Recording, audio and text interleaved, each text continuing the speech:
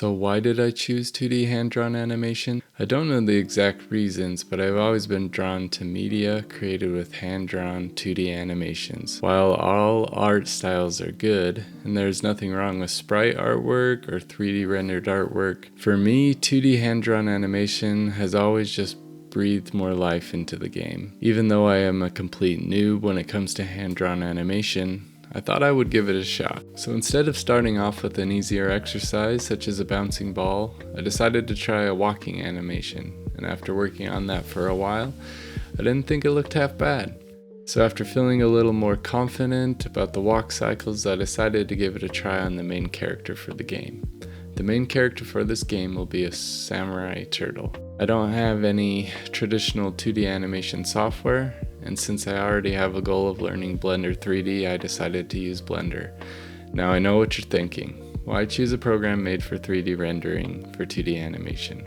The recent versions of Blender have added a tool called Grease Pencil, and over the last couple of updates, it's actually turned out to be a pretty capable tool for 2D animation.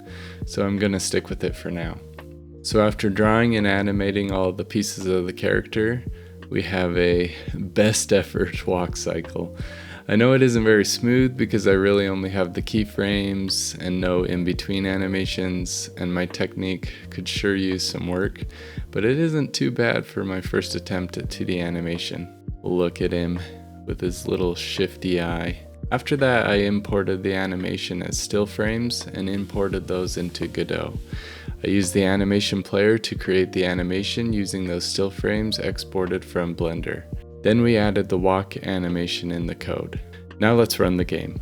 So instead of our placeholder character, we can now use our animated character, and it's working. He keeps walking because right now he only has one animation, and when he attacks he changes back to the placeholder art, but it is a good start.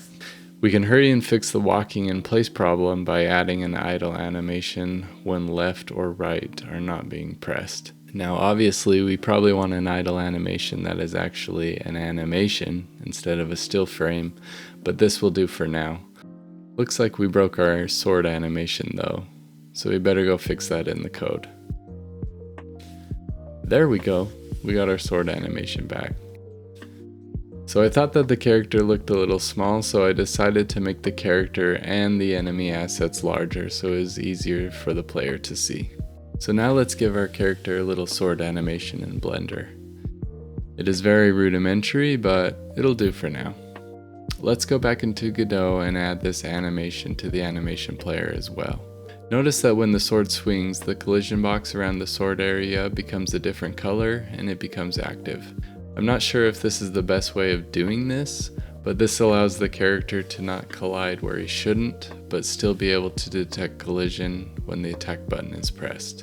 If there's a better way of doing this, please let me know in the comments. After getting the sword animation working, I decided to create a simple idle animation. By now, you know the drill.